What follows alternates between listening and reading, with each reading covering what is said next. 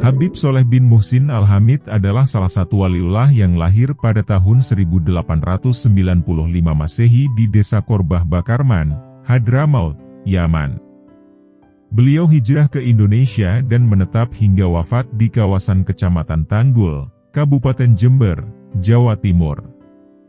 Itulah sebabnya beliau terkenal dengan nama Habib Soleh Tanggul. Kewalian Habib Soleh yang dibekali dengan karomah menakjubkan, sudah kesohor ke seantero Indonesia bahkan luar negeri. Berikut ini kisah-kisah karomah Habib Soleh Tanggul. Meminta doa jodoh ke Habib Soleh. Suatu hari, seorang wanita asal Swiss yang merupakan non-muslim, bermimpi didatangi seorang laki-laki bernama Habib Soleh Tanggul. Dalam mimpi itu, laki-laki tersebut berpesan bahwa dia dapat membantu menyelesaikan masalah yang tengah dihadapi wanita itu. Bukan hanya sekali, mimpi kedatangan Habib Soleh tersebut terjadi hingga beberapa kali. Kebetulan saat mimpi itu datang, sang wanita Swiss sedang memiliki masalah yang cukup rumit. Ia memiliki kekasih yang dalam waktu dekat akan melakukan pernikahan. Namun rencana pernikahan itu terancam gagal, karena sang laki-laki direbut oleh wanita lain. Akhirnya, wanita Swiss tersebut memilih terbang ke Indonesia. Ia penasaran dengan laki-laki bernama Habib Soleh Tanggul, yang datang beberapa kali ke dalam mimpinya. Begitu tiba di Bandara Soekarno-Hatta, Jakarta, wanita tersebut langsung bertanya kepada petugas bandara tentang seorang laki-laki bernama Habib Soleh Tanggul. Kebetulan, salah satu petugas bandara mengaku tahu dan bersedia mengantarkan wanita Swiss tersebut ke Jember. Begitu tiba di Tanggul, wanita Swiss itu sangat terkejut. Karena Habib Soleh yang ditemuinya sama persis dengan yang hadir dalam mimpinya. Saat itu, di rumah Habib Soleh sedang banyak tamu. Kemudian, Habib Soleh meminta wanita itu mengganti pakaiannya karena terlihat kurang sopan. Wanita Swiss tersebut kemudian menceritakan tentang mimpinya dan termasuk masalah yang sedang dihadapinya, yaitu tentang calon suaminya yang direbut wanita lain. Setelah mendengar cerita tersebut, Habib Soleh langsung meminta wanita itu untuk segera pulang ke Swiss. Menurut Habib Soleh, setibanya di Swiss nantinya sang calon suami akan menangis di depan pintu rumah wanita tersebut, sambil meminta maaf dan mengakui kesalahannya. Wanita itu pun kemudian langsung pulang ke negaranya, Swiss. Beberapa bulan kemudian, wanita Swiss itu datang lagi ke kediaman Habib Soleh Tanggul. Namun kedatangannya kali ini bukan sendirian, melainkan sudah bersama laki-laki yang tak lain adalah suaminya. Wanita itu datang untuk mengucapkan terima kasih kepada Habib Soleh, karena apa yang diucapkan beliau benar-benar terjadi. Wanita itu kemudian menawarkan sesuatu seperti uang dan hal-hal dunia lainnya kepada Habib Soleh, sebagai ungkapan terima kasih. Namun sebagai waliullah, tentu saja Habib Soleh menolak tawaran tersebut. Habib Soleh hanya memberikan tawaran kesediaan wanita Swiss dan suaminya itu untuk masuk Islam. Itu pun jika wanita dan suaminya tersebut ikhlas dan tidak ada keterpaksaan. Dan akhirnya, wanita Swiss dan suaminya itu menyatakan masuk Islam dengan ikhlas dan tanpa keterpaksaan. Mengobati anak Raja Arab Saudi.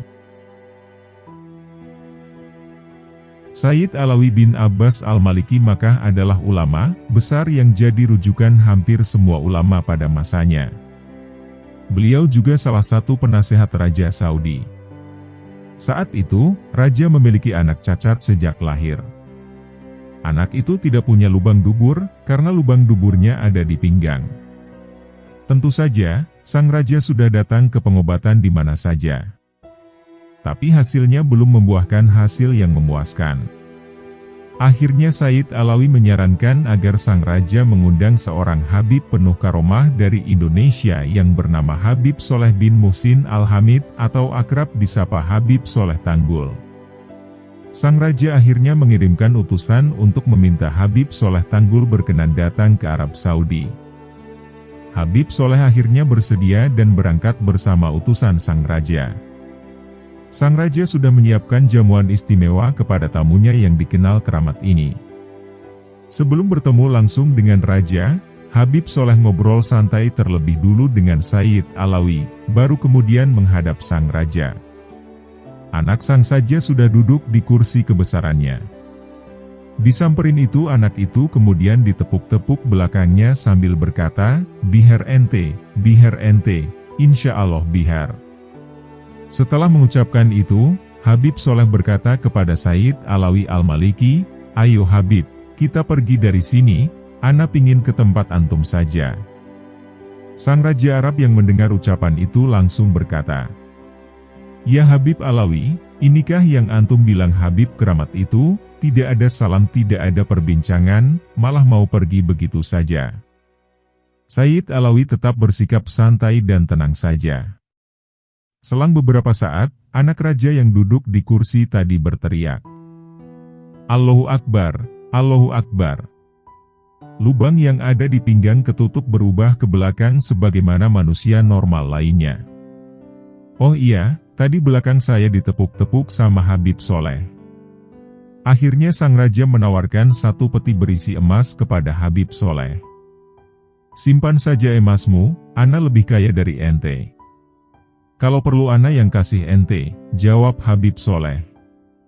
"Ya Habib Soleh, ana punya anak perempuan. Kalau mau putri ana, akan saya nikahkan denganmu lalu antum aku beri jabatan tinggi di sini," kata sang raja. "Simpan saja putri ente. Ana punya Syarifah di rumah. Ana gak butuh jabatan dari ente. Ana sudah punya jabatan dari Allah," jawab Habib Soleh. Mendengar pembicaraan ini, Said Alawi Al-Maliki akhirnya menyarankan Habib Soleh agar mau menerima emas tadi. "Ya Habib Soleh, kita di Hadramaut punya saudara-saudara yang susah. Ambil saja dan kasihkan kepada saudara-saudara kita di sana." Habib Soleh akhirnya menerima saran Said Alawi. Kemudian hadiah itu dibagikan kepada saudara-saudara di Hadramaut. Karena kisah ini, Habib Soleh Tanggul di Hadramaut sana dikenal sebagai Habib paling kaya di Indonesia karena sering membantu saudara-saudara yang ada di Hadramaut, Yaman. Mengobati pengusaha dari Tionghoa yang tidak bisa jalan. Dikisahkan dari KH Salahuddin Munsyif Kencong, Jember, Jawa Timur. Suatu ketika Habib Soleh bin Muhsin Al-Hamid Tanggul Jember, Jawa Timur yang sudah terkenal sebagai waliullah dan doanya makbul didatangi oleh pengusaha dari Tionghoa yang sedang sakit stroke tidak bisa berjalan. Karena Habib Soleh telah tersohor dengan kekeramatannya, orang Tionghoa tersebut datang dengan membawa uang 1 koper. Ia minta didoakan oleh Habib Soleh Tanggul dengan harapan agar ia dapat sembuh total. Mengetahui hal tersebut, Habib Soleh segera membawa koper berisi uang tersebut keluar rumahnya, lalu beliau mengeluarkan isinya yang berupa uang tadi. Lantas beliau tiba-tiba mengeluarkan korek api dari sakunya dan bermaksud untuk menyulut uang kertas tersebut dengan menggunakan korek api tadi. Rencananya beliau akan membakar uang tersebut. Melihat peristiwa yang begitu sangat sayang sekali. Dengan spontan orang Tionghoa tadi berdiri lalu berlari menghampiri Habib Soleh untuk mencegah agar uangnya tadi tidak jadi dibakar oleh beliau. Melihat seorang Tionghoa tadi berlari, Habib Soleh pun hanya tertawa dan sekalinya mengingatkan kepada Tionghoa tadi. "Lah, ini kamu langsung sembuhkan, bisa jalan, bisa berlari juga." Menyadari hal tersebut, si Tionghoa tadi pun merasa kaget dan tersenyum. Mendoakan nelayan. Suatu ketika, Habib Soleh didatangi oleh seorang pemuda YG menjadi seorang nelayan. Pemuda tersebut menceritakan kepada Habib Soleh dan minta didoakan agar mendapat tangkapan ikan YG sangat besar biar bisa dijual mahal. "Bib, doakan saya Bib, semoga nanti malam mancing dapat ikan yang gede Bib." "Ayo Bib, angkat tangannya Bib, doakan saya," kata nelayan. "Kan lebih baik kecil-kecil tapi setiap hari? Bersyukur nanti Allah pasti tambah lagi," kata Habib Soleh. Bosen saya Bib. Tiap hari kecil terus. Sesekali pingin yang gue deh Bib, kata nelayan. Karena dipaksa Habib Soleh pun mengangkat tangannya. Semoga Allah beri ente ikan YG besar, amin. Alangkah senengnya pemuda tersebut. Setelah mencium tangan Habib, ia pun pergi langsung melaut pada malam harinya. Betul hari itu ia mendapat ikan YG sangat besar tapi ia tak mau ambil. Cepat-cepat ia kembali ke darat, habis subuh ia datangi lagi rumah Habib Soleh agar membatalkan permohonannya kepada Allah. Sambil ketakutan dan masih gemetaran ia menyampaikan ceritanya. Sudah Bib.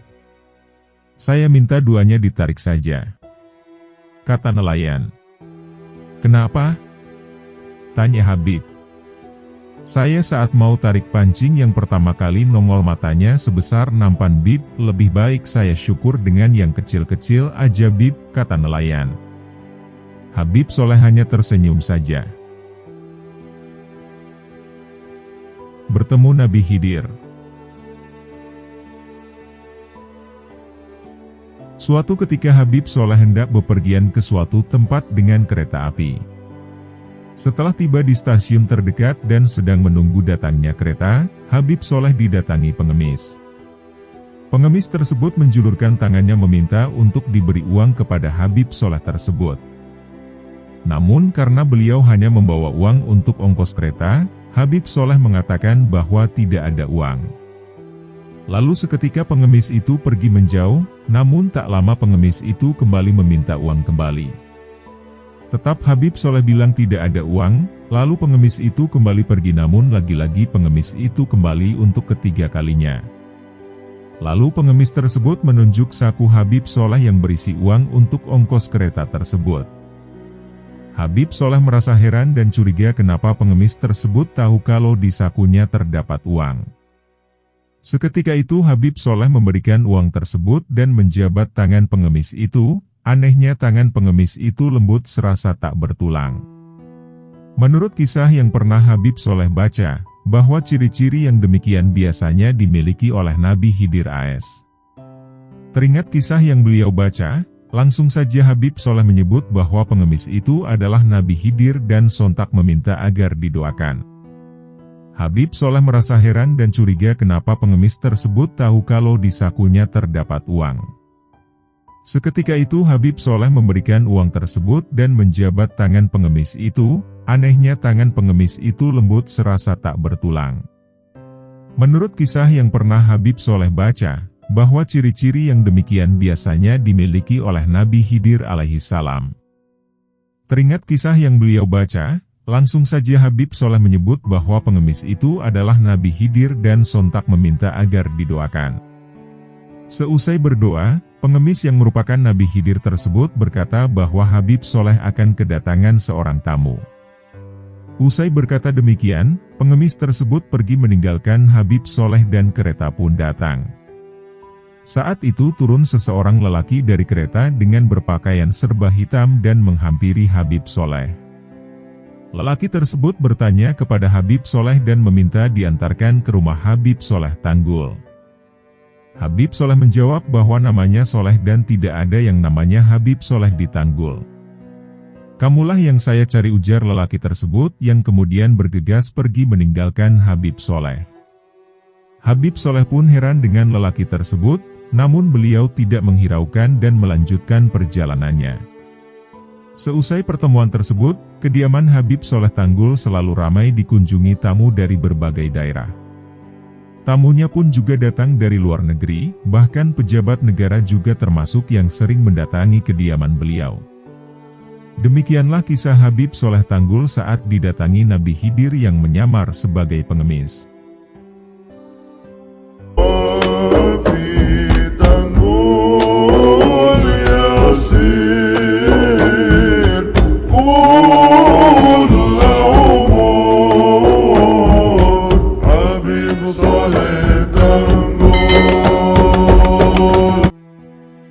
Jangan lupa subscribe, like, komen, dan share, serta aktifkan lonceng pemberitahuan untuk mendapatkan video terbaru dari Tutur Kata.